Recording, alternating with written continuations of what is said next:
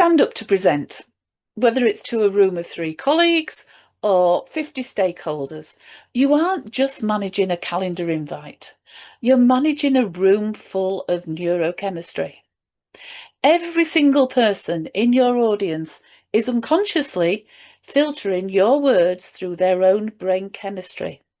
And as a presenter, your delivery acts as a trigger. You are either engaging a state of threat, or triggering, should I say, a state of threat and disengagement, or you're triggering a state of safety and connection and reward. Now, at Jigsaw, we actually look at this through the lens of something that is known as dose framework, the 4 primary neurochemicals that dictate human behaviour and engagement. And those are dopamine, oxytocin, serotonin, and endorphins. And when we understand how to activate these chemicals naturally, then we move from just talking to actually making genuine connections with our audience. So if we just take a little bit of a deeper look at each of these chemicals, and dopamine to start off with. Dopamine is released in anticipation of a reward, not just when that reward arrives. It drives our motivation, our focus, and the desire to engage. So how can we actually use this in a presentation context then? Well, here's a couple of little things that we can actually do. First of all, create curiosity gaps. Now, what I mean by that is just hinting at something really interesting before you actually reveal it. Just leave the audience hanging just for a moment. Storytelling, another great tool here for triggering dopamine. Tell the story, but just again, right at the end, leave the audience hanging. Leave a little bit of unresolved tension. Introducing a perhaps surprising statistic, fact, or a counterintuitive fact, again, can actually create a small dopamine hit. So your audience's brain is constantly asking, is this worth my attention? And when you trigger that dopamine, it is a resounding yes to the brain.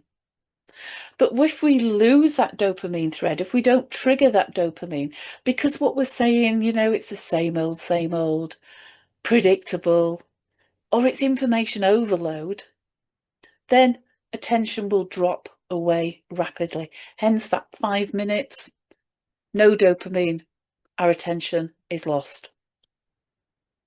Oxytocin. So oxytocin is actually known as the trust and bonding chemical because it's released through genuine human connection. When we show our vulnerability, when we feel that we are being seen and understood. And oxytocin helps to build trust. It reduces any kind of social threat responses. So again, how can we trigger oxytocin? Well, telling our personal stories and vulnerability, that can trigger oxytocin in the audience because they feel connected to you as a human being rather than the presenter. Eye contact, another way. Acknowledging the audience's experience. So saying something like, many of you will have experienced this, many of you will have felt this. It creates that sense of being understood. Asking genuine questions with curiosity.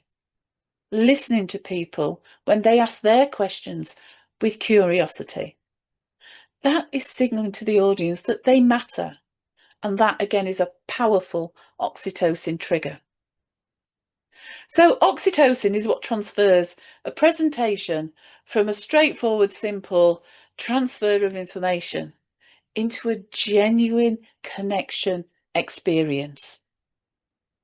And it doesn't matter how brilliant your information is, your content is, it can still feel very cold and very easily forgettable if we don't trigger that oxytocin.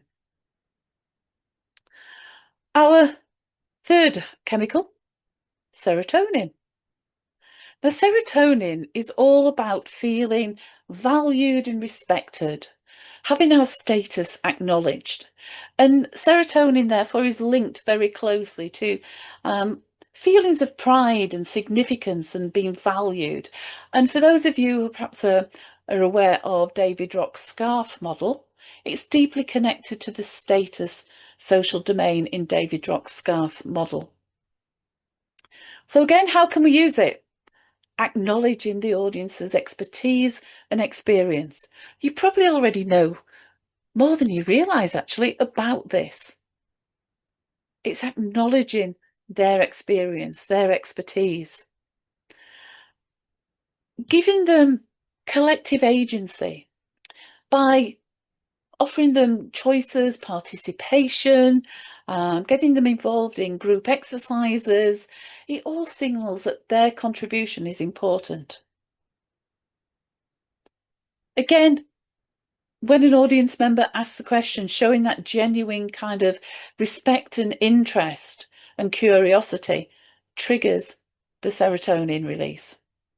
So audiences who feel respected, valued, and significant are neurologically more open to new ideas. So serotonin can actually create the ideal conditions for genuine learning and behaviour change. And last but not least, endorphins. Endorphins, referred to often as the relief, pain, or pleasure chemical. And they're released through laughter, physical movement, shared experiences. And they create a real sense of kind of feeling good and feeling at ease, well-being. So again, how can we trigger the endorphins in our presentations? Well, humour is one way. Humour is one of the most powerful endorphin triggers. Actually building in movement breaks. So just asking people to stand and stretch or just turn to a neighbour. Shared physical experiences, such as if you're doing some group activities, energizers, again, create endorphin releases. So the practical implications here, endorphins are our secret weapon, actually. When you get to that kind of mid-presentation energy dip, well, a well-placed moment of genuine humour or movement can reset the entire room's neurological state through the triggering of the endorphins.